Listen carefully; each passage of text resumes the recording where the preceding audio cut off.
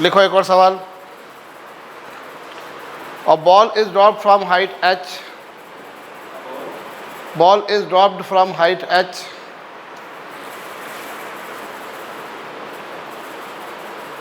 a ball is dropped from height h in how much time and with how much velocity? A ball is dropped from height h in how much time and with how much speed it will strike ground? A ball is dropped from height h in how much time and with how much speed it will strike ground?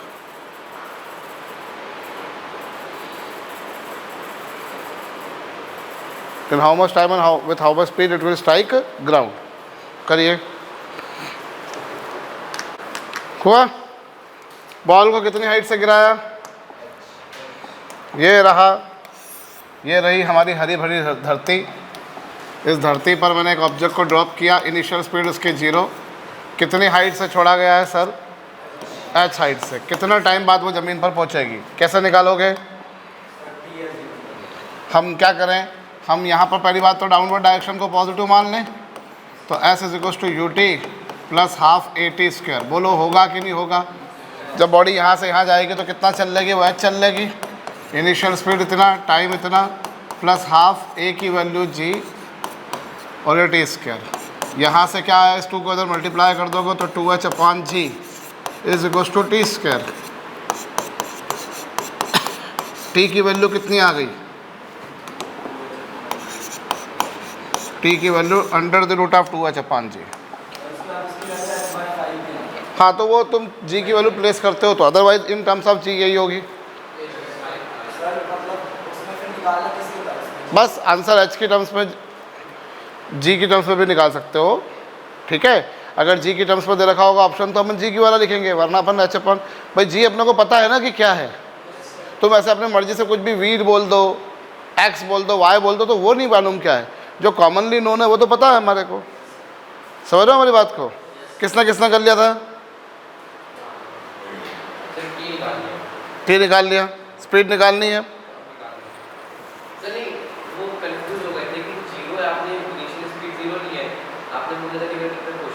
जब तक mention नहीं है तो फिर मान के चलते हैं कि खड़े खड़े ड्रॉप किया है, और खड़े खड़े ड्रॉप किया तो इनिशियल वेलोसिटी कितनी?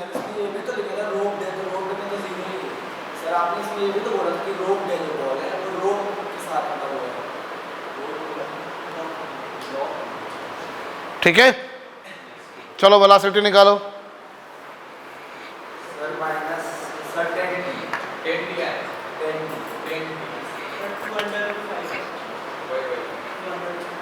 अंडर द रोड आंसर मुझे एच की टर्म्स में बताओ, एच और जी की टर्म्स में।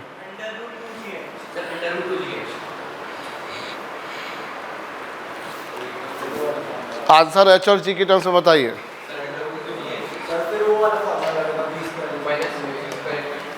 ये लगा देता हूँ, वी स्क्वायर इक्वल्स टू कितना? अभी देखो u की वैल्यू कितनी, तो इससे v कितना आ जाएगा?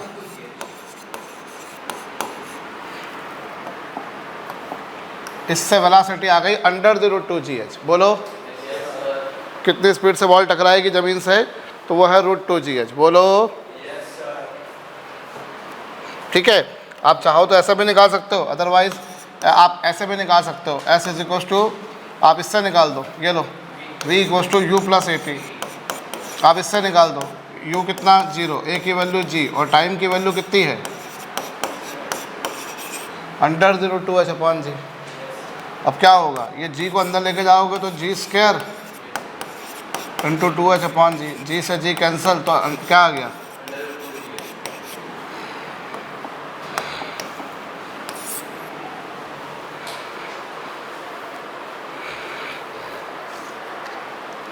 वेलोसिटी इन दोनों में से किसी भी तरीके से निकाल सकते हो, कहो। तो इससे तुमने क्या पाया ज़रा समझना। इससे तुमने ये पाया कि ये तुम्हारे पास में ग्राउंड है। इस ग्राउंड पर मैंने क्या करा, मैंने 2 ऑब्जेक्ट्स ड्रॉप करे, एक ये और एक ये। ग्राउंड पर मैंने 2 ऑब्जेक्ट ड्रॉप करे, कितनी हाइट से? हाइट h से, ग्राउंड पर मैंने 2 ऑब्जेक्ट ड्रॉप करे h हाइट से, ठीक है। एक ऑब्जेक्ट को मैंने नाम दे दिया A और एक ऑब्जेक्ट को नाम दे दिया मैंने B। तो टाइम कितना लगेगा A को ज़मीन पे पहुंचने में? A को ज़मीन पे पहुंचने में टाइम कितना लगेगा?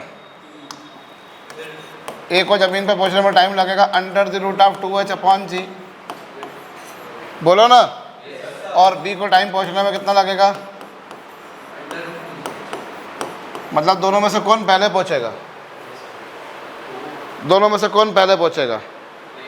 भाई यहाँ तुम्हारे पास, मैं तुम सुनते नहीं हो यार तुम लोग ना। ये एक बॉडी है हैवी और ये बॉडी है लाइट, इनमें से एक बॉडी का मास ज़्यादा है, एक बॉडी का मास कम है, ठीक है। ये इस बॉडी का मास ज़्यादा है, this is heavy one, this is light one. अभी मुझे बताओ ए को पहुंचने में टाइम दोनों एक साथ पहुंचेंगे, एक साथ पहुंचेंगे, दोनों एक साथ पहुंचेंगे, क्यों? बहुत बढ़िया, शाबाश। आप देखो इस टाइम के फार्मूले में कहीं मास या वेट लिखा हुआ आया है क्या? नहीं लिखा हुआ आया। टाइम केवल इस बात पर डिपेंड कर रहा है कि कितनी हाइट से गिरा है। अगर दोनों की हाइट शुरुआत की सेम थी तो दोनों सेम टाइम में पहुंचेंगे। सुनो मेरी बात को ध्यान से, please listen to me when I am speaking something, you just listen to me only. Here what happened, जब तुमने इन दोनों को गिराया तो टाइम सिर्फ और सिर्फ किस पर डिपेंड कर रहा है? हाइट पर। कहीं पर भी इस फार्मूले में वेट मास लिखा हुआ आया? मतलब टाइम मास पर या वेट पर डिपेंड नहीं कर रहा। नॉर्मलाइज मैनर में क्या होता है, हमसे पूछा कि भैया कौन दोनों में से पहले पहुंचेगा। एक हैवी बॉल, मैंने मान लो एक लेदर बॉल ली और एक टेनिस बॉल ली, कौन पहले पहुंचेगा? सर बोले लेदर बॉल। क्यों? बोले सर वो हैवी है इसलिए। नहीं, देखो आप दोनों टाइम जो है वो हाइट पे ही डिपेंड कर रहा है। If they have been dropped from the same height they both will take equal time in reaching ground, they both will take equal time in reaching ground से। किंतु परंतु क्या दोनों सेम टाइम में पहुंचेंगे? ऐसा तो नहीं है। जैसे वो एक बनता है भैया वो कि एक पिज्ज़ा और एक रोटी को साथ में सेम हाइट से गिराया तो पहले कौन पहुंचेगा? बोले पिज्ज़ा। बोले क्यों? क्योंकि पिज्ज़ा फास्ट फूड है, ठीक है ना भैया। दोनों एक्चुअली क्या होंगे? सेम टाइम में पहुंचेंगे, बोलो। अच्छा, अब हम वेलोसिटी के बारे में बात करें तो ए कितनी वेलोसिटी से पहुंचेगा? ए जो है वो कितनी वेलोसिटी से पहुंचेगा? Under the root of 2gh। और बी कितनी वेलोसिटी से पहुंचेगा? दोनों में से कौन ज़्यादा वेलोसिटी से पहुंचा? कौन ज़्यादा वेलोसिटी से पहुंचा? दोनों सेम वेलोसिटी से पहुंचे। हमारे दिमाग में ये आता है कि यार हैवी बॉडी तेज वेलोसिटी से पहुंचेगी, ज़्यादा वेलोसिटी से पहुंचेगी। पहुंच रही है क्या? हैवी बॉडी ज़्यादा वेलोसिटी से पहुंच रही है क्या? क्यों? समझ में आ रही बात? तो इस केस में क्या होगा?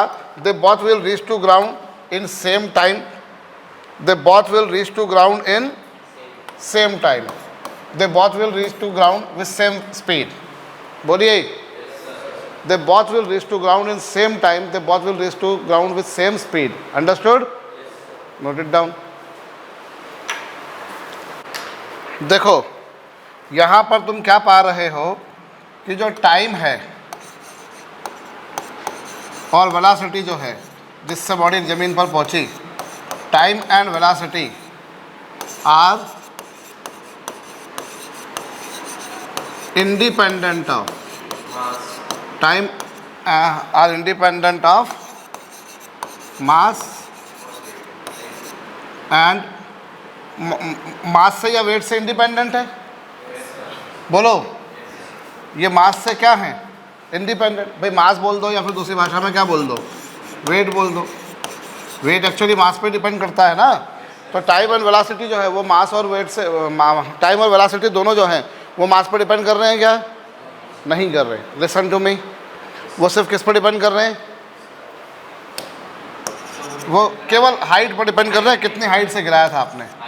सिर्फ हाइट पर। अगर हाइट दोनों की सेम रही है शुरुआत की तो दोनों का टाइम भी सेम रहेगा, दोनों की स्पीड भी सेम रहेगी। हाँ, वो हमने ड्रॉप रेस्ट से किया है। बोलो, आगे सुनो इस बात को। Listen to me, listen to me. क्या टाइम मास पर डिपेंड कर रहा है? क्या टाइम स्पीड पर, टाइम मास पर डिपेंड कर रहा है? क्या स्पीड उनकी मास पर डिपेंड कर रही है? किस पर डिपेंड कर रही है कि? अब यहाँ इस बात को अच्छे से समझना बेटा,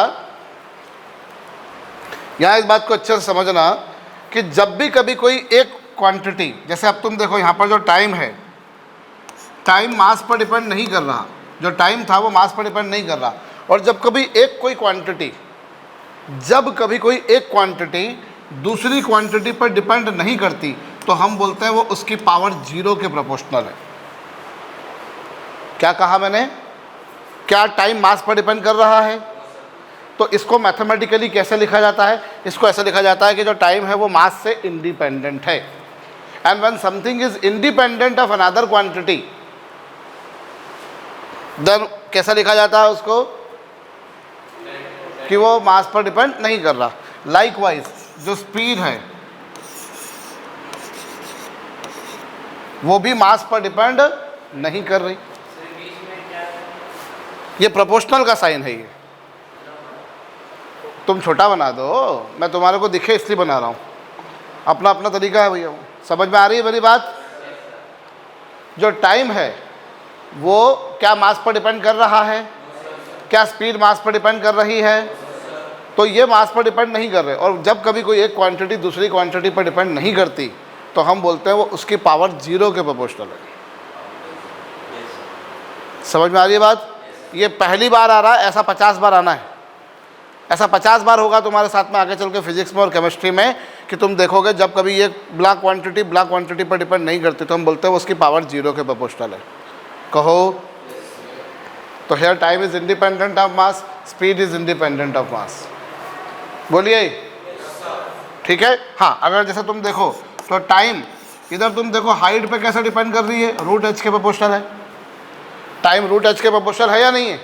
एच को चेंज कर दोगे तो टाइम चेंज हो जाएगा, हो जाएगा। ऐसे ही स्पीड भी, जो स्पीड है वो भी रूट एच के प्रोपोर्शनल है। बोलो है कि नहीं? अंडरस्टूड? करो।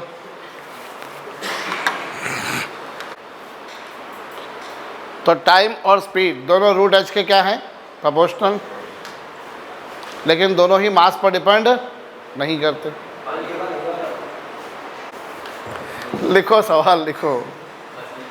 A ball is thrown vertically upward.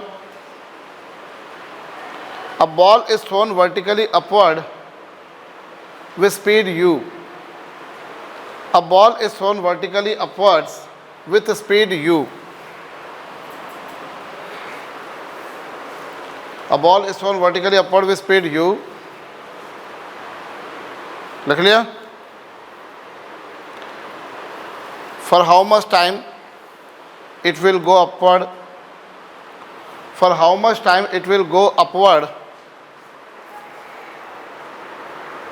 For how much time it will go upward and how much height will be attained by it?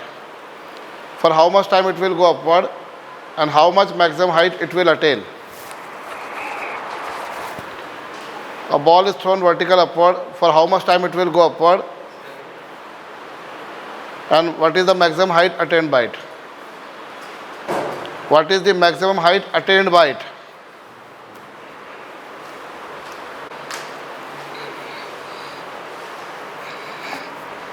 हो गया? यहां पर तुमने क्या करा? इस बॉल को तुमने u स्पीड से ऊपर फेंका। That ball you have thrown vertical upward with speed u। कितना टाइम तक वो ऊपर जाएगी और कितनी टाइम तक ऊपर जाएगी और कितनी मैक्सिमम हाइट अटेंड करेगी? तो माना कि इसने हाइट h अटेंड करी, ये कब तक ऊपर जाएगी? ये कब तक ऊपर जाएगी? जब तक उसकी स्पीड क्या ना हो जाए? At top most point speed will become 0। बोलो ना। यहाँ जब टॉप पॉइंट पर पहुँचेगी, एट टॉप पॉइंट उसकी स्पीड कितनी हो जाएगी? 0 हो जाएगी। Am I correct? अभी आपने इक्वेशन लगाई, अपवर्ड डायरेक्शन को आपने क्या ले लिया? तो अब तुम इक्वेशन लगाओ s इज इक्वल टू, पहले तो तुमको टाइम निकालो, तो v equal to u plus a t. Initial speed u दी है अपवर्ड इसलिए पॉजिटिव, चूँकि एक्सीलरेशन नीचे लगेगा इसलिए टाइम को मैंने t1 मान लिया। चलो फाइनली स्पीड 0 हो जाएगी, तो ये gt1 is equal to u, तो इससे t1 की वैल्यू कितनी आ गई, u बाई जी। बोलो, तो ये वो टाइम आ गया जिसके बाद बॉडी टॉप पर पहुंच जाएगी। Am I correct? ये वो टाइम आ गया जिसके बाद बॉडी कहाँ पर पहुंच गई, टॉप पर। और दूसरा अब क्या पूछा है तुमसे, कितनी मैक्सिमम हाइट आएगी। तो मैक्सिमम हाइट मैं दो तरीके से निकाल सकता हूँ, v square equal to u square plus 2s लगाओ। u कितना, ये है, a कितना, और ये स्पीड 0, इसको इधर ले आओ, तो 2gh is equal to u square. So इससे h की वैल्यू कितनी आ गई,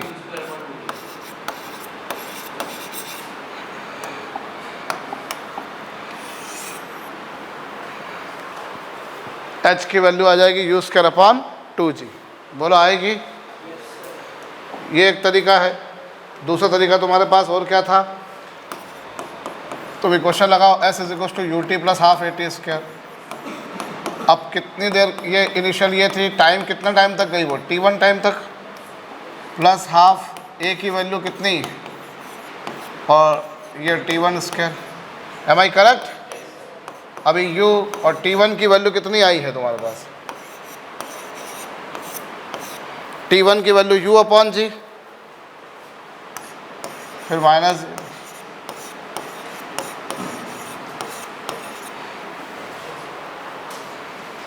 कितना होगा ये, you square upon ji minus ji you square upon क्या, जी से जी क्या हो जाएगा, तो ये you square upon ji minus you square upon 2g, और 1 में से हाफ जाता है तो हाफ आता है।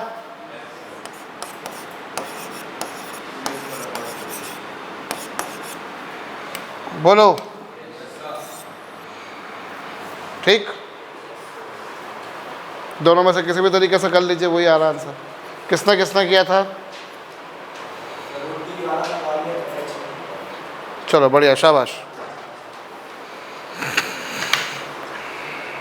कर चुके। ये तुम्हारे पास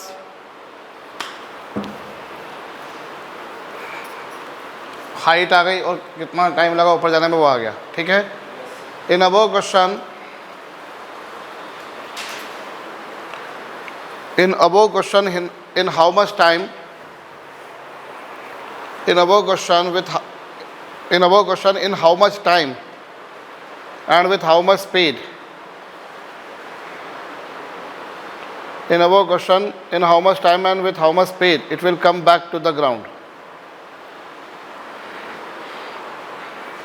In above question in how much time and with how much speed it will come back to the ground.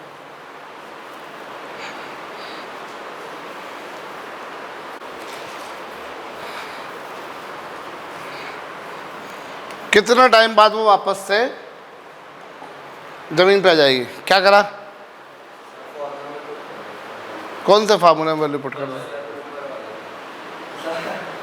पर सर पता है ये भी गलत होगा क्योंकि u की वैल्यू 0 हो जाएगी ऊपर जब नीचे से गिरेगी, और इसकी हाइट जब हम 0 लेंगे तब तो हाइट तो पूरी 0 हो जाएगी, फिर हाइट भी 0 हो जाएगी, फिर टाइम भी 0 हो जाएगा। और सर अगर 0 नहीं है u की वैल्यू तब t की वैल्यू आ जाएगी रूट में u स्क्वायर अपॉन 10g, और v की रूट में 100g स्क्वायर अपॉन।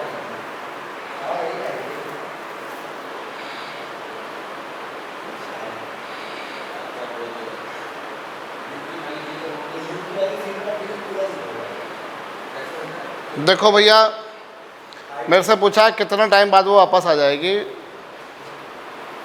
तुम में से किसी ने निकाला है, निकाला भैया गुप्ता, निकाला तुमने,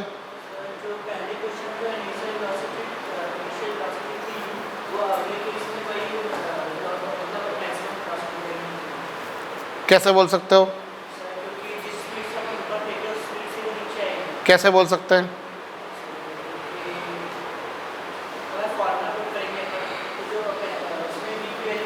देखो साइंस ना एक चीज़ होती है बेटा, साइंस में ना हर चीज़ आपको प्रूव करनी पड़ती है, मैथमेटिकली या फिर एक्सपेरिमेंटली, मैथमेटिकली एक्सपेरिमेंटली प्रूव करनी होती है, ठीक है। अगर आप प्रूव नहीं कर पा रहे तो फिर नहीं हो पाएगा। तो तुमने बोला कि जितनी स्पीड से फेंका उतनी स्पीड से वापस आएगी। मैं तुमसे जानना चाह रहा हूँ ऐसा कैसे, करके दिखाओ ना मुझको, मैं वही तो बोल रहा हूँ।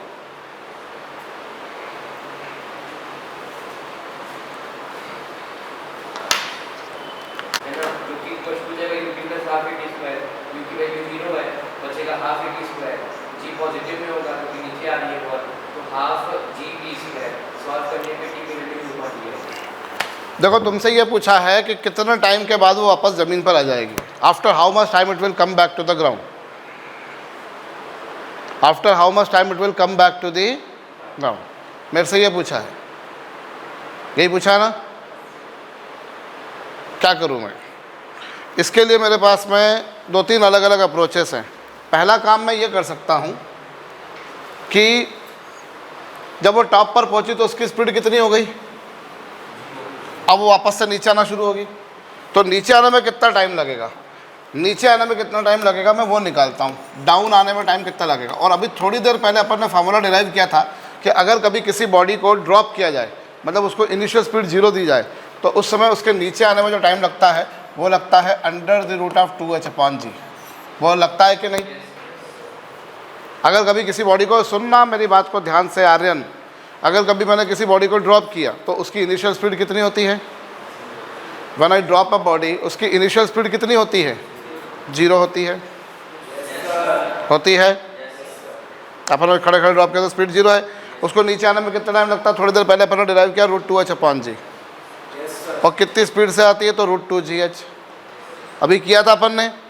अब अपन देखें कि कितना टाइम लगेगा। अब देखो एक बात तुम समझना कि नेचुरल सी बात है, पहले वो यहाँ से यहाँ गई, फिर वो यहाँ से यहाँ आई, तो जितना वो ऊपर गई उतना ही नीचे आई होगी।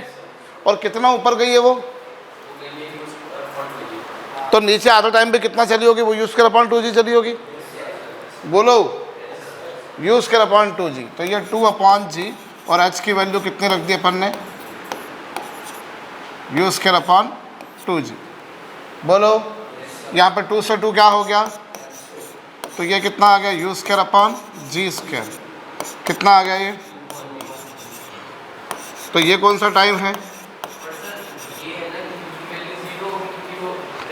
अरे तो बेटा मान लिया ना तेरी बात मैंने तो यहाँ पर h की मैंने कहाँ रखा? वहाँ पर जब u की वैल्यू 0 रखी तभी तो वो आया। लेकिन ये h की वैल्यू खुद क्या है? जो तुमने नीचे से स्पीड दी थी वो वाली स्पीड है ना ये। मैंने, तुम मेरी बात सुनो, मैं अभी केवल डाउन डाउन का निकाल रहा हूँ, डाउन डाउन का निकाल रहा हूँ। डाउन डाउन में कितना टाइम लगेगा? और h की खुद की वैल्यू कितनी है कि नहीं है? वो रख रहा हूँ मैं। u कौन सा वाला है? क्या ऊपर वाला है u? यस, नीचे से ऊपर फेंकने वाला है, वो वाला है ना, समझे? ऊपर टॉप पर u स्पीड 0 था तभी तो जाकर ये फार्मूला आया था। लेकिन इस h की खुद की वैल्यू तो कहीं दे नहीं रखी थी तुमको। h की वैल्यू तो तुमने डिराइव करी ना, अभी ऊपर जाने में कितना हाइट चली वो है ना। समझ गए कृष्णम? 2 से 2 क्या हो गया? डाउन आने में टाइम कितना लगा? कितना लगा? कहो। अपने से टोटल टाइम पूछा है तो टोटल जब टाइम मतलब उसमें टाइम की पुरानी वैल्यू रख दी 2h/g, तो इसमें नई वैल्यू मतलब फिर से निकाल सकते हैं टाइम की वैल्यू। मतलब फिर जैसे वो √2h/g रखें वैल्यू टाइम, तो उसके बाद हम यहाँ पे वैल्यू निकाल सकते हैं ना फॉर्मूले को। कौन से फार्मूले में? कौन सा फर्स्ट वाला? तो तुम्हारे को u पता है कितना है? 0 है। लेकिन तुम्हें v पता है क्या? फिर कैसे निकालोगे? ठीक है, अथर्व गुप्ता समझ में आया तुम्हारे को? नहीं आया? अभी तुमसे क्या पूछा है मैंने? इस प्रश्न में मैंने तुमसे क्या पूछा है?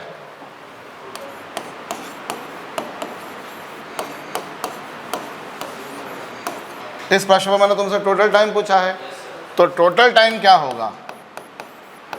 t1 ऊपर जाने में लगने वाला टाइम और फिर नीचे आने वाला, बोलो कितना है ये?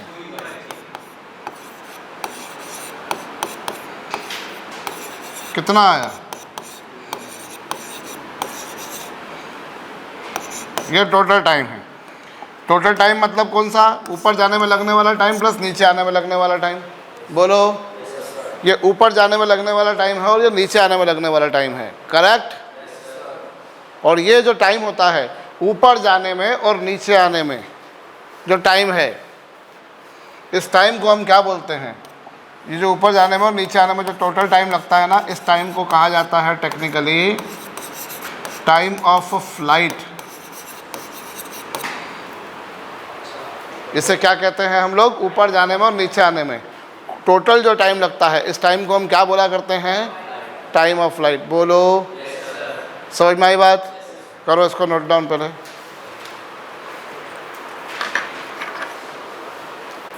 ये तुम्हारे पास क्या आया? टाइम ऑफ फ्लाइट आया। अभी मेरी बात सुनो ज़रा ध्यान से और दिमाग को पूरा यहाँ केंद्रित कर लो।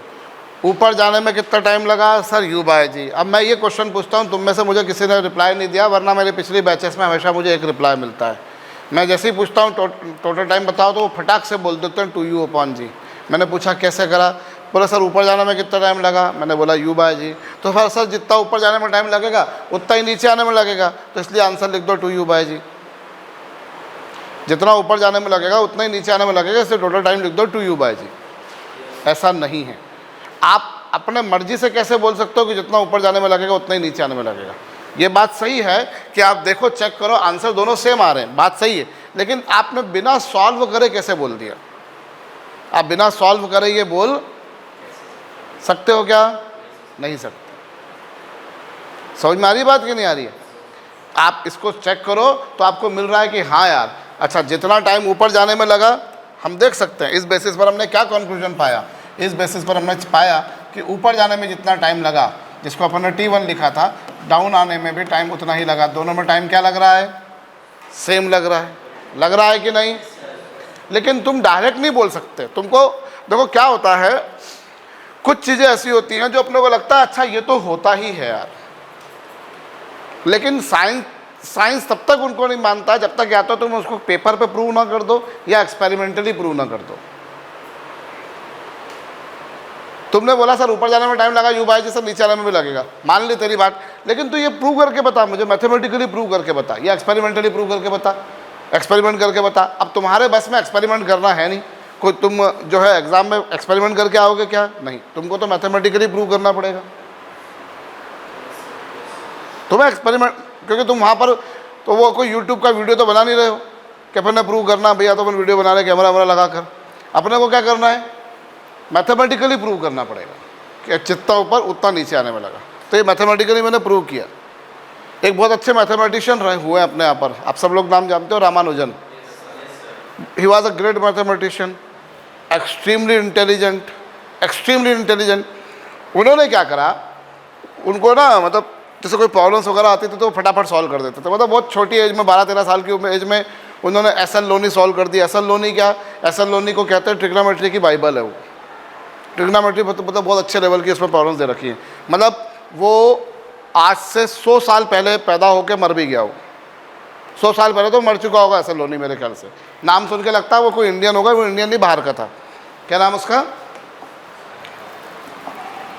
एस.एल. लोनी। मतलब तकरीबन 150 साल पहले की बात बता रहा हूँ। 150 साल पहले उन्होंने ट्रिग्नोमेट्री की बुक लिखी थी, प्लेन ट्रायग्नोमेट्री। ठीक है, तो वो बहुत एक्सट्रीमली लेवल की बुक थी और रामानुजन ने वो बुक 13 साल की एज में सॉल्व कर दी थी। 13 ईयर्स की एज में, जब 13 ईयर्स में बच्चा जो है वो 8th क्लास में पहुंचता है, वो सॉल्व कर चुका था।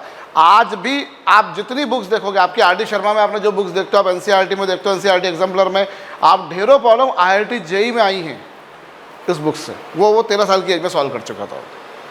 और ऐसी बहुत सारी चीज़ें कर चुके थे वो, बहुत सारी। बहुत इंटेलिजेंट इंसान थे वो, इंडिया में रहते थे वो। तो वो जब तो अंग्रेज़ों का राज था अपने यहाँ पर, वो गए, उनको लंदन ले भेजा गया कि भैया इसको लंदन भेजो, ये बड़ा होनहार बच्चा है ये। तो पढ़ने के लिए भेजा उसको कि वहाँ जाएगा तो अच्छा काम करेगा। अब वो कोई प्रॉब्लम देते तो फट से सॉल्व कर देता हो। अब उससे ना कई बार ऐसे पूछते हैं कि जो उसके प्रोफेसर वगैरह थे कि तुम ये कैसा करा तुमने, तो बोला बस हो गया।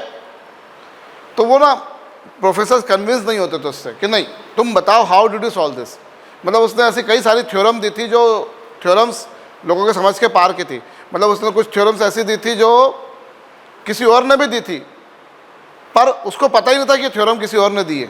तो लोग मतलब देखते थे तो बड़ा अचंभित होते थे कि यार ये ऐसे कैसे कर दिया, क्योंकि जैसे उसने कोई थ्योरम बनाई तो कुछ कुछ लोग बोलते थे अरे ये तो किसी ने दे रखी, लेकिन एक्चुअली उसने कहीं से देखी नहीं थी। तो जब उससे ना बोला गया कि तुमने ये कैसे करा, क्या करा, मतलब क्या करा, तो वो जवाब नहीं दे पाता था कि मैंने कैसे करा, पर वो कर देता था। तो फिर उसको उसके प्रोफेसर ने बड़ा अच्छे से समझाया कि जिस तुम फ्रेटर्निटी में बैठे हो यहाँ पर तुम्हें प्रूव करके दिखाना पड़ेगा कि ये इसका प्रूफ है। जब तक तुम प्रूफ नहीं करोगे तब तक लोग तुम्हारी बात पर विश्वास नहीं करेंगे।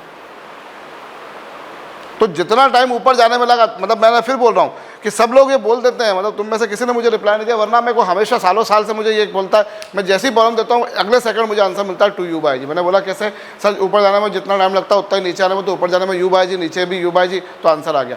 ठीक बात है, लेकिन तूने ये बात प्रूव करके बतानी है, तो ये प्रूव करके बता दे, मैं तेरी बात मान लूँगा। अगर तू मैथमेटिकली प्रूव नहीं कर पा रहा तो फिर मैं तेरी बात को विश्वास नहीं कर सकता। तो ये अपन ने मैथमेटिकली प्रूव किया कि नहीं किया?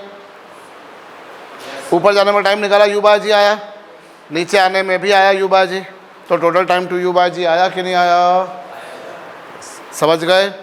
ये तो हो गई एक बात। अब अपने को ये भी निकालना है कि कितनी स्पीड से आया, वो करा तुमने? कितनी स्पीड से टकराएगा निकालिए, कितनी स्पीड से टकराएगा, तो वो कैसे निकालेंगे हम? कितनी स्पीड से टकराएगा, तो अपन क्या करते हैं, इसके लिए इक्वेशन लगाते हैं v equals to u plus a t. अब मैं केवल डाउन डाउन वाली जर्नी के बारे में बात कर रहा हूँ, अभी केवल अपन ने डाउन वाली जर्नी से किया था ये। चलो अब डाउन जर्नी में इनिशियल स्पीड कितनी थी उसकी? 0 थी।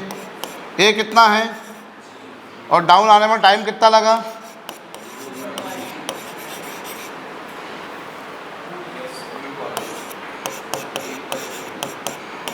डाउन आने का टाइम कितना है?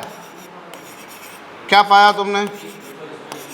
इससे क्या कंक्लूजन आया कि जितनी स्पीड से फेंका था उतनी ही स्पीड से वापस आएगी। बोलो, आई बात समझ में? जितनी स्पीड से मैंने ऊपर फेंका था उतनी स्पीड से वापस आई। हालांकि अगर देखा जाए तो ऐसी प्रॉब्लम अपने परसों सॉल्व करी थी, जिसमें मैंने वो तुमको बोला था कि 50 मीटर पर सेकंड की स्पीड से फेंका, तो तुम बताओ 3 सेकंड बाद उसकी हाइट क्या होगी। फिर 8 सेकंड बाद वाला क्वेश्चन पूछा था तुमसे मैंने, याद आया तुम्हारे को? और फिर मैंने बोला था कि चलो 1 सेकंड से 10 सेकंड तक पूरा निकालो। तो तुम देखो फाइनली वही आई थी, 50 ही आई थी, इसमें आई थी। कर लो।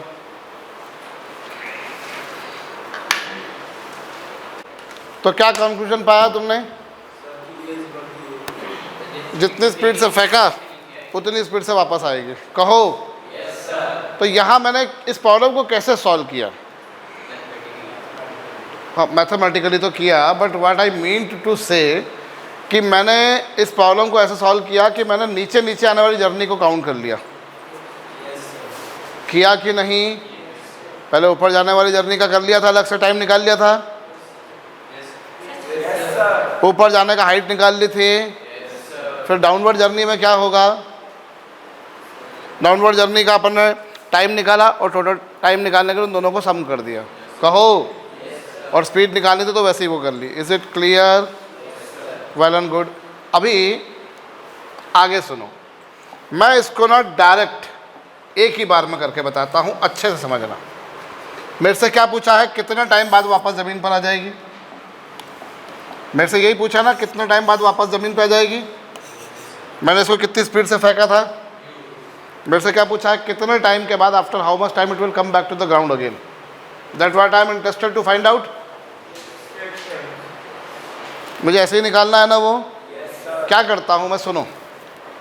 जब वो वापस ज़मीन पर आ जाएगी,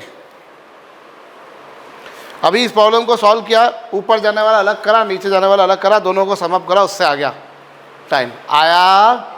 मैं इसको दूसरे तरीके से करता हूँ, एक ही बार में।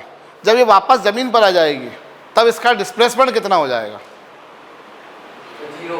0 हो जाएगा। हो जाएगा कि नहीं?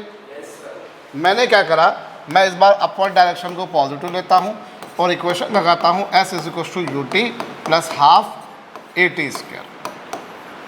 जब वो ऊपर जाकर वापस नीचे आ जाएगी तो डिस्प्लेसमेंट कितना हो जाएगा, u मालूम कर है अपने को, टाइम अपने को मालूम करना है, हाफ a की वैल्यू कितनी, और इस तरीके से क्या आ गया, ये जी टी स्क्वायर बाय 2 को आप एल एच एस पे ले आए तो वो प्लस का हो गया, और इज इक्वल टू कितना यू टी, टी से टी क्या हो गया, तो टी बाकी बचा, कितना आया g t by 2 is equal to कितना आया यू, इससे टी आ गया कितना,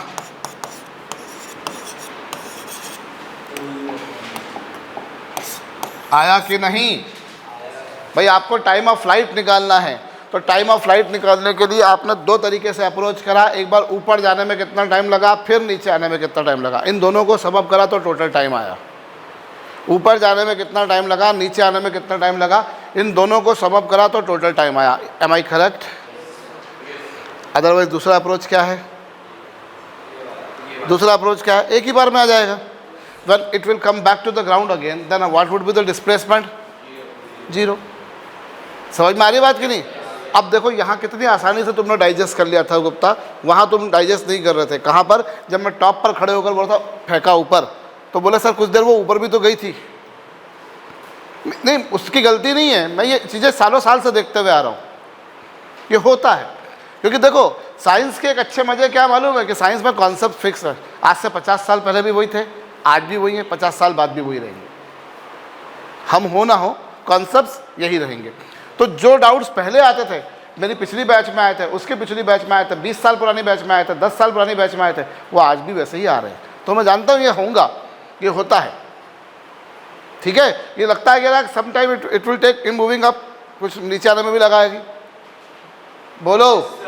लेकिन बात ये है कि वो ऑटोमेटिकली कैलकुलेशन में आ जाता है। इस फार्मूले की खासियत ये कि इससे एस तुम्हारे पास डिस्टेंस नहीं आएगी, इससे एस तुम्हारे पास क्या आएगी, डिस्प्लेसमेंट ही आएगी। समझ में आई बात? ठीक है। अभी ये कर लिया अपन ने, अब अपन निकालते हैं वेलोसिटी। तो वेलोसिटी निकालें, कितनी स्पीड से वापस आएगी ये निकालें, निकालें। तो देखो v कैसे निकालूंगा, v equals to u plus a t, लगाया, u कितना है प्लस u है, a की वैल्यू कितनी है माइनस जी, और टाइम कितना लगा कैपिटल T, ये u माइनस जी, और ये कितना है, आंसर क्या आया, v की वैल्यू कितनी आ गई, u माइनस 2u, यानी क्या v इक्वल्स टू कितना आ गया, माइनस साइन तो सिर्फ इस बात का इंडिकेशन है कि अगर तुम्हारी पहले की वेलोसिटी ऊपर थी तो आने वाली वेलोसिटी कैसी होगी, नीचे होगी, इसलिए वो माइनस लग गया। वरना मैग्नीट्यूड वाइज तो दोनों सेम है ना? नहीं आ समझ में? ठीक है, करो।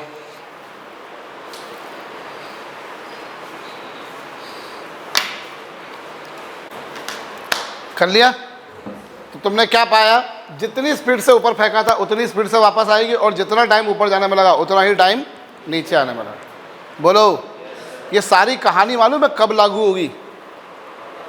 ये बहुत बढ़िया, जब एयर का कोई फोर्स ना हो। एक्चुअली होता क्या है, तुमने बोला सर जब दो बॉडीज़ को मैंने ड्रॉप किया, जब मैंने दो बॉडीज़ को ड्रॉप किया, मैंने ये दो बॉडीज़ दी, ये एक रिमोट ले लिया, एक पेन ले लिया मैंने, they both are drop from same height, दोनों में से कौन पहले पहुंचेगा? साइंस तो ये कहता है दोनों साथ में पहुंचेंगे। लेकिन तुम देखते हो कई बार कि हैवी चीज़ जल्दी पहुंच जाती है, लाइट चीज़ देर से पहुंचती है। एक्चुअली में यहाँ पर एयर जो है बीच में, ये एयर क्या करती है, फोर्स लगाती है। वो अपन ने जब भी ये सारी चीज़ें करी हैं तो एयर के फोर्स को अपन ने काउंट नहीं किया है।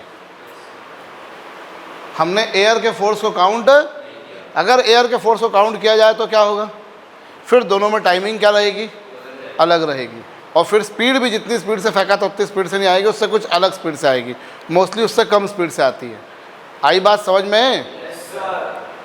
While deriving these all things, हमने ये सारी चीज़ों का जब डिराइव किया तो उस समय हमने एक बात मानी कि एयर का फ्रिक्शन नहीं है, एयर का कोई फोर्स नहीं है, एयर के फोर्स को हमने कंसीडर नहीं किया है, एयर के फोर्स को हमने निगलेक्ट कर दिया है। एयर के फोर्स को हमने क्या कर दिया है, if that is also taken into the account, तो क्या होगा, फिर दोनों बार टाइम अलग रहेंगे और दोनों बार जो स्पीड आएगी वो भी अलग होगी। बोलिए, ठीक है, लिख लेना। In above all the calculations, air in above all the calculations, air force is neglected.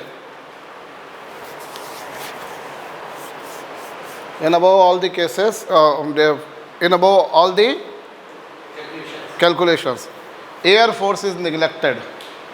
Air के फोर्स को अपन ने क्या कर दिया है, नेगलेक्ट कर दिया है. अगर उसको नेगलेक्ट नहीं करें, अगर उसको भी काउंट करें तो फिर कहानी अलग रहेगी. बट वो कहानी अभी अपने बस की, मतलब अपने लेवल की बात नहीं है, वो बात की बात है. समझ में आई मेरी बात? समझ में आई या नहीं आई? हमने इसमें क्या करा है, एयर के फोर्स को क्या कर दिया है, नेगलेक्ट कर दिया था. अगर उसको काउंट किया जाएगा तो फिर जितना टाइम ऊपर जाने में लगा वो अलग होगा और जितना टाइम नीचे आने में लगा वो अलग होगा. समझ गए? और ऐसे ही जितनी स्पीड से फेंका था फिर उतनी स्पीड से वो नहीं आएगी.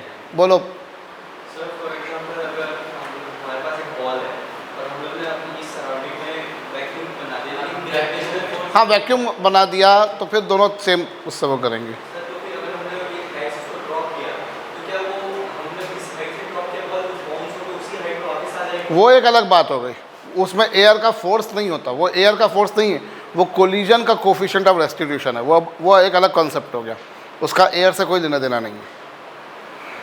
ठीक है, हम तो ये बात बोल रहे हैं कि दोनों सेम स्पीड से टकराएंगी और दोनों सेम टाइम में वापस आएंगी, जो सेम टाइम में नीचे जाएंगी. ठीक है, बट ये जैसे इसने मयंक ने मेरे से क्वेश्चन पूछा कि क्या वो सेम हाइट तक रिबाउंड करेंगे, तो rebounding is something entirely different. Rebounding is entirely different. Understood? ठीक है बेटा, वो हम कोलिजन में पढ़ेंगे अभी आगे चल के. कौन ऊंची ज़्यादा हाइट तक उछलेगा उसका इन सारे कॉन्सेप्ट से कोई लेना देना है नहीं, वो एक बिल्कुल इंटायरली डिफरेंट कॉन्सेप्ट है. बोलो. ठीक है. अच्छा, अब एक काम करो, अब परसों जो सम किया था अपन ने, सबसे आखिर वाला जो मेरे से पूछा था इसने, कि मैंने वो टॉप बिल्डिंग के टॉप पे खड़ा हो गया था और वो 20 मीटर पर सेकंड की स्पीड से फेंका था ऊपर की तरफ. 10 सेकंड में वो ज़मीन पे पहुंचती. टावर की हाइट बताओ, जो मैंने कैलकुलेशन में गलती से 180 कर दिया था, बाद में 300 हुआ था. वो याद आया?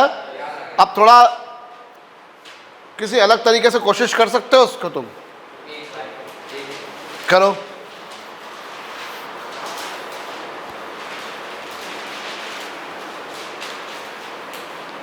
एक और, मतलब मैं चाहता हूं अभी जो अपन ने फंडा सीखा है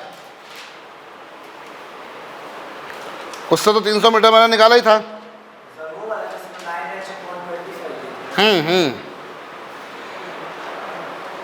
कौन सा? जो 300 मीटर परसों का लास्ट प्रॉब्लम. डेट डाल के क्या करो एक तो तुम लोग. अरे वैल्यू कितनी थी? 300 थी ना. डेट डाल के क्या करो एक तो पहली बात, हर दिन डेट डाला करो. समझ में आई बात?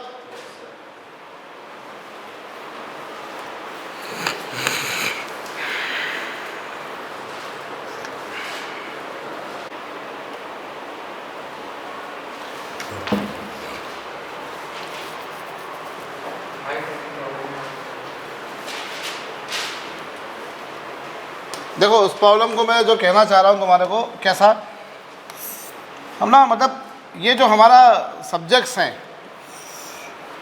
हम जो फिजिक्स केमिस्ट्री मैथमेटिक्स या फिजिक्स केमिस्ट्री बायोलॉजी पढ़ते हैं, इनसे हमको खेलना है. सीरियसली इनसे खेलना है हमको इनको एंजॉय कराना चाहिए कि मैं चलो ऐसा करता हूँ, मैं ऐसे करता हूँ, मैं ऐसे करता हूँ, मैं ऐसा करता हूँ. जब तुम्हारी में ये टेंडेंसी आएगी तब जाकर तुम्हें लगेगा कि हाँ, हम अच्छा कुछ चीज़ें अच्छी कर रहे हैं. प्रॉब्लम को सॉल्व करने की एक अप्रोच नहीं होती, प्रॉब्लम को सॉल्व करने की मल्टीपल अप्रोचेस होती हैं. मैं जो सोच रहा हूँ वो तुम नहीं सोच रहे, ये जो सोच रहा है वो ये नहीं सोच रहा, अलग सोच रहा है. अगर तुम लॉजिक लगाओगे तो तुम्हारे को लगेगा कि अरे अपन एक ही प्रॉब्लम को 5-5 तरीके से कर पा रहे हैं. And we should have that approach. ठीक है. एक तो ना, मुझे तुम्हारा नाम बहुत मुश्किल है यार, मुझे याद ही नहीं हो रहा है. प्रियदर्श. रहना तो तुम, अभी तुमको वो कुछ बोलता है, बोलने का फिर तुम चिढ़ जाओगे हैं. हाँ, फिर तुम बोलोगे कि मेरे को ये बोल रहा है, गलत बात. हाँ, मैं प्रियदर्श याद रह रहा, प्रियवंश. तुम सरनेम बताओ. वंश बोल दूंगा तो हाँ, वो दैट इज ठीक. अरे वंश बोल दूंगा मैं, एक अंश है अपने पास, एक नायक है वो अपने पास. ठीक है. हाँ, वो बहुत कठिन नाम है इसका, मेरे को पहले दिन से याद नहीं हो रहा है यार. चलो, मेरी बात सुनो, तो मैं जो कह रहा हूँ उस बात को फिर से सुन लो। हमारे को क्या है, मल्टीपल अप्रोचेस हमारे पास होना चाहिए सेम प्रॉब्लम को सॉल्व करने की, ठीक। अभी तुम्हारे को क्या बोला है, बिल्डिंग के टॉप पे मैं खड़े हो गया, यहाँ से मैंने बॉल को फेंका था, कितनी स्पीड से फेंका था, 20 मीटर पर सेकंड, और ग्राउंड में आने 10 सेकंड टाइम। 10 सेकंड में पहुँच रहा है, तो मैंने डायरेक्ट डिस्प्लेसमेंट निकाला था, एक ही बार में मेरा काम हो गया था। वरना मेरे दिमाग में एक तरीका आया, सर अपन एक काम करते हैं। बोले क्या सर, देखो पहले क्या होगा, बॉल कहाँ जाएगी, ऊपर। सर पहले बॉल ऊपर जाएगी फिर नीचे आएगी, आएगी। अब जरा दिमाग लगाना, बॉल पहले कहाँ जाएगी, बोले सर ऊपर फिर नीचे आएगी।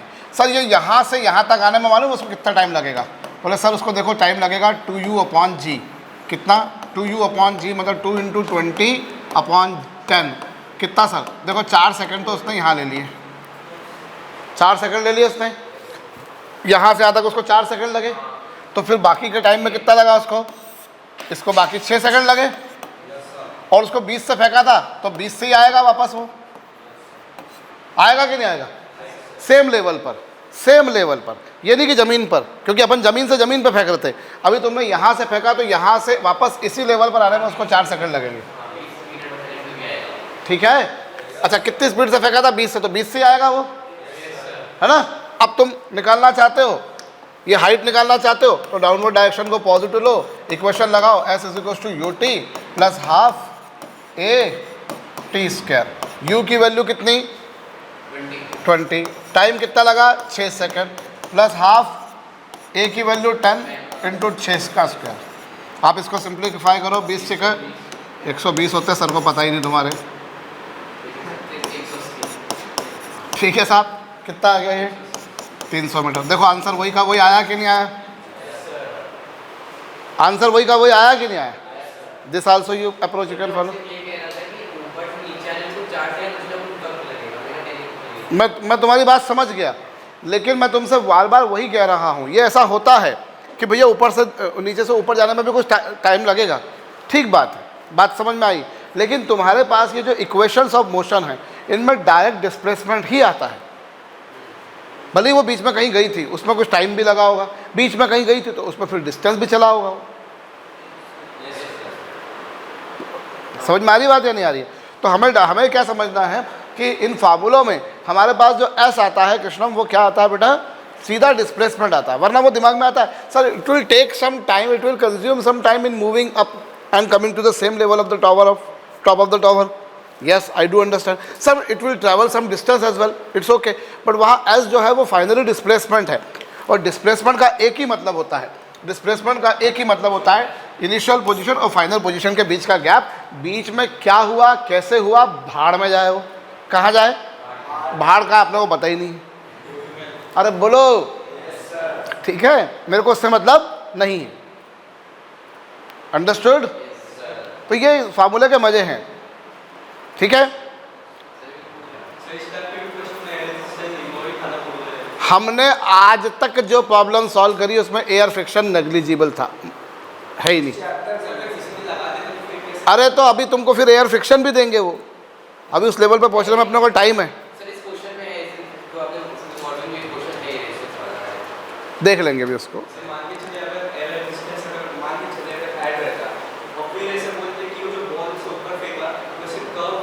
कर्व कभी नहीं वो कर्व में चलेगी नहीं, वो तो मैंने समझाने के लिए बताया, वरना वो तो जिस लाइन पे गई है वैसी की वैसी उसी लाइन में नीचे आएगी। कर्व में थोड़ी ना चलती है, वो तो मैंने समझाने के लिए बताया कि जैसे ऊपर गई, जैसी ऊपर गई वैसी की वैसी नीचे आएगी वो। अभी उसको पढ़ेंगे अपन, उसको प्रोजेक्टाइल मोशन में पढ़ेंगे अपन अभी, ठीक है।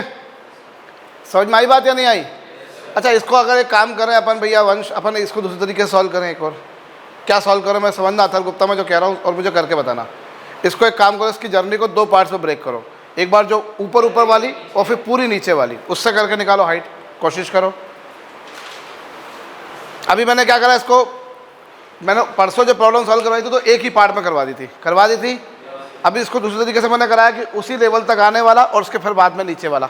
अब मैं तुमको तीसरा अप्रोच बता रहा हूँ, उसमें क्या करना, तुमको ऊपर गया और फिर पूरा नीचे का करो कोशिश।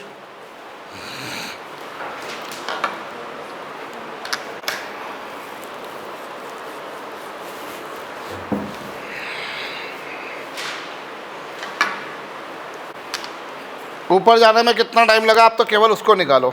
तो ऊपर जाने में कितना टाइम लगा, वो कितना लगा, u बाय जी यानी कितना 20/10 यानी कितना 2 सेकंड। मतलब यहाँ से ऊपर तक जाने में कितना लगा उसको, और कितना हाइट गई वो निकालो। तो वो उसका फार्मूला क्या है, u²/2g। u की वैल्यू कितनी है सर, 20 है, 20 का स्क्वायर कर दे रहे तो 2 × 10 कितना आया सर 20 मीटर। तो इससे क्या समझ में आया तुम्हारे को कि वो यहाँ से यहाँ तक ऊपर तक गई तो उसको टाइम कितना लगा 2 सेकंड, और यहाँ से यहाँ तक गई तो हाइट कितना चली वो, बोलो। ये हो गया, हो गया। मतलब अब उसको नीचे आने में टाइम कितना लगेगा, 8 सेकंड। और 8 सेकंड में वो कितना चलेगी वो निकालते हैं। तो अपन इसको मान लेते हैं पूरे को कैपिटल H। क्या मान लेते हैं इसको पूरे को अपन, कैपिटल H। तो टाइम ऊपर से नीचे आने में जो टाइम लगता है उसका फार्मूला क्या था, √2h/g था कि नहीं था। टाइम कितना सर 8 सेकंड, ये 2h और g कितना सर 10, बोलो स्क्वायर कर दो 64। ये कितना हो जाएगा h/5। तो यहाँ से h कितना आ गया 320 हो गया, आया कि नहीं। अब यहाँ से यहाँ तक का 320 है, इसमें से ऑलरेडी ये तुम निकाल चुके, ये आई थी हाइट 20, तो बाकी कितनी बची है 320 - 20, बोलो बची कि नहीं। Multiple approaches I should have. मैंने क्या करा समझ में आया। क्लास खत्म हो जाने के बाद, जैसे तुम्हारी क्लास खत्म हुआ, तुमने खाना खाया, खाना खाने के बाद तुम्हारी दूसरी क्लास रहती है, मैं मान लेता हूँ ठीक है। लेकिन तुम्हारा उसके बाद में बेटा बेईमानी अपने आप से मत करना, क्योंकि देखो कई बार क्या होता है, हम जब गलत काम कर रहे होते हैं ना, हमें लगता है हमें कोई नहीं देख रहा, हमें कोई नहीं देख रहा होता, लेकिन हम अपने आप को जरूर देख रहे होते हैं। आपको मैं ई लैब में बैठने से मना नहीं कर रहा, आपको बैठ के ई लैब में बैठ रहे हो, आप कंप्यूटर पे बैठ रहे हो, आप यूट्यूब पे भी वीडियोस देख रहे होगे, आप फेसबुक भी शायद खोल रहे होगे, इंस्टाग्राम भी खोल रहे होगे। I do not object at all. Only thing is that whether you people are doing justice with you or not, that you are there to see. हर तरह का बंदा तुम्हें हर जगह मिलेगा, ठीक है। अच्छा भी मिलेगा, बुरा भी मिलेगा। क्लास में ऐसे भी लोग होंगे यहाँ पर जो अच्छे भी होंगे, ऐसे भी होंगे जो बुरे भी होंगे। अब तुम्हें देखना तुम्हें किससे सीख लेनी है। समझ में आ रही बात कि नहीं। तुमने खाना खाया, खाना खाने के बाद तुमने केमिस्ट्री की क्लास अटेंड करी, केमिस्ट्री की क्लास अटेंड करने के बाद में तुमने थोड़ी देर रेस्ट किया, तुम खेले वगैरह जो भी तुमने किया। लेकिन उसके बाद में फिर तुम्हें मालूम है जो प्रॉब्लम्स करवाई हैं मैंने, उन प्रॉब्लम्स के सॉल्यूशन को हाइड करो और खुद से करके देखो। नहीं बनता तो सॉल्यूशन देखा, सॉल्यूशन देखने के बाद में करके देखा। समझ में आई बात। मैं मतलब क्योंकि देखो मेरे पास, मैं तो प्रॉब्लम्स करवाते चलूँगा तो एक चैप्टर में भी 1 महीना लगा सकता हूँ, और मैं एक चैप्टर को 10 दिन में भी कंप्लीट कर सकता हूँ। और तुम्हारे शुरुआती चैप्टर्स बड़े बड़े हैं, बाद में तो फिर गाड़ी बहुत तेज चलती है, पता ही नहीं चलता कि गाड़ी कब कहाँ चल पहुँच गई। समझ में आ रही है मेरी बात या नहीं आ रही है। तो डेली के डेली, अभी जैसे मैंने ये करा है, प्रॉब्लम को सॉल्व करवाया है तुम्हारे पास में, तो अब देखो मैं 3 तरीके से करा दिया, परसों एक तरीके से कराया था, अभी 2 अप्रोचेस बताई, कल को हो सकता कोई और नई चौथी अप्रोच तुम लेकर आ जाओ। और जब सोचोगे तो आएंगी approaches. So you have a simple rule, जैसे खाना रोज खाना है, नहाना रोज है, जैसे हमारी ये दैनिक दिनचर्या है ना कि हमें रोज खाना खाना है, हमें रोज पानी पीना है, हमें रोज नहाना है, हमारी जो डेली रूटीन एक्टिविटीज़ होती है हमें वो डेली करनी है, ऑक्सीजन हमें हर मूवमेंट पर लेनी है।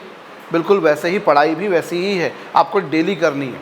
अगर आप ये समझ रहे हो कि आप 4 दिन नहीं पढ़ोगे और 5वें दिन आप 4 दिन का पढ़ लोगे तो नहीं कर सकते। नवरात्रि में अपन 9 दिन उपास करते हैं कई लोग, 10वें दिन क्या 9 दिन का खाना खा लेते हो, खा लेते हो। ये हो सकता है कि थोड़ा ज़्यादा खा लो, 1 दिन का जो खुराक है उससे ज़्यादा खा लो, वैसे तो वो भी नहीं खिलाता, क्योंकि एक्चुअली क्या होता है 9 दिन में अपन ना खा खा के अपनी भूख ही कम हो जाती है, तो फिर अपन उतना भी नहीं खा पाते, 1 दिन के बराबर भी नहीं खा पाते। तो अगर अपन ये सोच रहे हैं कि अपन 9 दिन खाना नहीं खाएंगे तो 10वें दिन अपन पूरा खा लेंगे 9 दिन का, ये पॉसिबल है क्या, है क्या पॉसिबल। मैं फिर बोल रहा हूँ ये हो सकता है कि तुम थोड़ा सा ज़्यादा खा लो, पर मेरा ये एक्सपीरियंस कहता है कि आप शायद उतना भी नहीं खा पाते जो आप 9 दिन पहले खा रहे थे, उससे भी कम हो जाती है आपकी खुराक। बिल्कुल पढ़ाई में भी वैसा ही है। आपने अगर 9 दिन छोड़ो, आपने 4 दिन नहीं पढ़ा तो आप 5वें दिन 4 दिन का नहीं पढ़ सकते, उल्टा आप और भी कम पढ़ पाओगे। जैसे बुक में था वैसे ही आप और भी कम पढ़ पाओगे, क्योंकि आपकी वो स्टेमिना कम हो गई बैठने की। आपको सिटिंग स्टेमिना भी तो चाहिए होता है। स्टेमिना खाली खेलने के टाइम थोड़ी ना लगता है, स्टेमिना पढ़ने के टाइम भी लगता है, हमारा पढ़ाने के टाइम भी लगता है। क्या कह रहा हूं मैं। तो फिर तुम्हारा वो कम हो जाएगा, You will not be able to cover all 4 days syllabus in 5th day only. So that you should not take easily or casually. Whatever things are being done on any particular day, those things are to be completed on that day only. You do not postpone it for the next day. You just keep it continued thoroughly. Understood है? बहुत बढ़िया, शाबाश. आज जो करा वो आज ही revise करना, कल का भी रिवाइज करो. ये कल भी अपन ने कुछ अच्छी चीज़ें करी थी, परसों भी अपन ने कुछ अच्छी चीज़ें, कल अपन ने वो आखिरी वाली प्रॉब्लम करी, उसकी भी 2 अप्रोच बताई थी. जिसमें पहली प्रॉब्लम तो क्या थी, पहला अप्रोच तो फटाक से हो गया था, लेकिन दूसरा अप्रोच कितना कॉम्प्लिकेटेड था. लेकिन मेरे पास तरीके होना चाहिए. जैसे क्रिकेट में होता है ना, उसी एक बॉल को खेलने के मेरे पास कई अलग अलग शॉट्स हो सकते हैं नहीं, उसी एक बॉल को खेलने के. वैसे ही हमारे पास में यहाँ पर भी सेम प्रॉब्लम को सॉल्व करने की मल्टीपल अप्रोचेस हैं. जैसे अभी इस चैप्टर को अगर हम देखें तो हमारे 5 और 6 11 दिन हो गए आज. 11 days back I started this chapter. Is it correct or not? Last Tuesday I started. बीच में मैंने लंबा भी लेक्चर लिया है, जब केमिस्ट्री वाले सर लीव पर थे तो मैंने लंबे लेक्चर भी लिए 2 दिन. तो अगर देखा जाए तो 11 और 2 13 दिन हो गए. होगा कि नहीं होगा उस लिहाज से देखा जाए तो. आप जो भी कुछ कराया है उसे अनुसार मानकर करो, प्रॉपर नोट्स बनाओ, प्रॉपर कॉपी में लिखो, डेट डाल के सब चीज़ें करो, अपने मॉड्यूल्स वगैरह बिल्कुल प्रॉपर रखो, एक एक चीज़ उसकी तुम्हारी होना चाहिए सॉल्व. ठीक है, क्योंकि अपने को ये कंसिस्टेंसी पहली बात तो लानी है और that has to be maintain throughout the session. इतना वादा कर रहा हूँ, जो पढ़ा रहे हैं हम उसके बाहर से पेपर में नहीं आएगा. पढ़ना आपको है, ये आपको अपने आप से वादा करना है. मैं उन लोगों में से नहीं हूँ जो अभी जुम्मा 4-5 साल पहले पढ़ाने खड़े हुए हैं. क्योंकि क्या हुआ, ये कोविड के चक्कर में बहुत से लोग बेरोजगार हो गए. तो जो बेरोजगार हो गए वो सब टीचिंग में आ गए. ठीक है, तो मैं उन लोगों में से नहीं हूँ. I spend my whole life in this thing only. You take it seriously. आज जो करा अपने को करना है, कल जो किया था उसको भी करना है. आप आदत डालिए, क्योंकि अभी आपको हार्डली 2-3 घंटे की सेल्फ स्टडीज़ आपकी हो जाएंगी तो बहुत बड़ा काम हो जाएगा. लेकिन मैं से लिखवा लो, आप महीने भर बाद और ज़्यादा से ज़्यादा 2 महीने बाद आपकी 2-3 घंटे की सेल्फ स्टडी छोड़िए, आपको 7 घंटे भी सेल्फ स्टडी करोगे तो आप बोलोगे अपना काम कंप्लीट नहीं हुआ. अभी तो 2 घंटे की सेल्फ स्टडी भी कर लोगे तो लगेगा अच्छा इतनी तो प्रॉब्लम्स थी. लेकिन 2 महीने बाद आप 7 घंटे की सेल्फ स्टडी से भी आपका काम नहीं होगा. 10-10 घंटे पढ़ना पड़ता है बेटा. पढ़ना मतलब डॉक्टर बनना है ना तो बहुत पढ़ना पड़ता है. IIT में जाना है ना तो बहुत पढ़ना पड़ता है. इस बात को आप दिमाग में डाल लो. 1 दिन की 2 दिन की पढ़ाई से काम नहीं होगा, 1 महीने 2 महीने की पढ़ाई से काम नहीं होगा. आपको long the year, through out the year, that homeopathy की दवाई है जो रोज़ खानी है. होम्योपैथी की दवाई मालूम है ना आपको कैसी होती है? रोज़ खानी होती है, पर इलाज परमानेंट करती है. ये वो इंजेक्शन नहीं जो ठूसा और काम हो गया. उसके साइड इफ़ेक्ट भी होते हैं. होम्योपैथी की दवाई के साइड इफ़ेक्ट नहीं होते. समझ में आई बात या नहीं आई? तो जो चीज़ें हम कर रहे हैं, जैसे अभी हमने करा ना अलग अलग, हम और भी कुछ सोचें. हम जब सोचेंगे तो चीज़ें बनेंगी. और असली चीज़ तुम्हारी पढ़ाई है. मतलब मैं क्लास में तुमको आके गाना भी सुनाऊंगा ना, डांस भी करके बताऊंगा ना, मैंने कुछ भी नहीं पढ़ा ना, तब भी काम होगा. तुम पढ़ोगे तो काम होगा, और तुमने नहीं पढ़ा तो काम नहीं होगा. ये शाश्वत सत्य है. कई बार तुमने देखा होगा, भाई तुम 10वीं तक किसी ना किसी स्कूल में पढ़े हो, तुमने देखा होगा कई बार किसी स्कूल में क्या होता है, किसी पर्टिकुलर एक सब्जेक्ट का टीचर बहुत ख़राब होता है.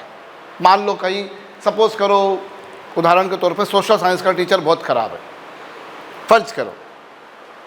तो सोशल साइंस का टीचर बहुत ख़राब है, लेकिन जब फाइनल रिजल्ट आता है ना तो सोशल साइंस का रिजल्ट सबसे अच्छा बनता है. बोले क्यों? क्योंकि उसमें क्या होता है, बच्चों को पता है कि ये टीचर तो जो है ना, ये तो अपने को निपटाने पर तुला हुआ है, इस टीचर ने तो अपने को अच्छे से पढ़ाना नहीं है. तो उस चक्कर में क्या होता है, अपन अच्छे से पढ़ लेते हैं, क्योंकि वो टीचर अपने को मालूम है कि वो ख़राब है. और जो बेचारा टीचर मैथ्स का टीचर है, बहुत अच्छे से पढ़ा रहा है, बहुत मेहनत कर रहा है, डटा हुआ है, जुटा हुआ है, बिल्कुल अच्छे से पढ़ा रहा है, उसका रिजल्ट क्या हो गया? बिगड़ गया. क्यों बिगड़ गया? क्योंकि बच्चों को टीचर पे इतना कॉन्फिडेंस था कि उन्होंने खुद ने काम किया ही नहीं. उनको मालूम था कि हाँ यार सर तो बहुत अच्छे पढ़ाते हैं. So when you people start believing on someone else except you, at that time you actually are getting destroyed. It is your self-study which will make you an IITian. It is your self-study which will make you a doctor. It is your self-study which will bring you into any esteemed position. not of any teacher. When you keep on attending lecture, then you think that teacher who is teaching you is good, extremely good. But actually whether you have actually understood the concept, whether actually you have grasped the things, that actually you come to know when you people start doing problems actually. जब खुद से करते हो तब मालूम पड़ता है समझ में आया है कि नहीं आया है. समझ रहे हो मेरी बात को? अंडरस्टैंडिंग? तो यहाँ अपने को जो जिस दिन कराया है सेम डे करना है, अगले दिन पर उसको नहीं छोड़ना. आप खाने को अगले दिन नहीं छोड़ सकते, आप ऑक्सीजन को अगले दिन पर नहीं छोड़ सकते, पानी को अगले दिन पर नहीं छोड़ सकते. बहुत लाजमी सी बात है, आप पढ़ाई को भी अगले दिन पर हरगिज नहीं छोड़ सकते. बोलो ठीक है? तो जो भी अपन ने करा वो सब कुछ अपने को रिवाइज करना है. कर लो.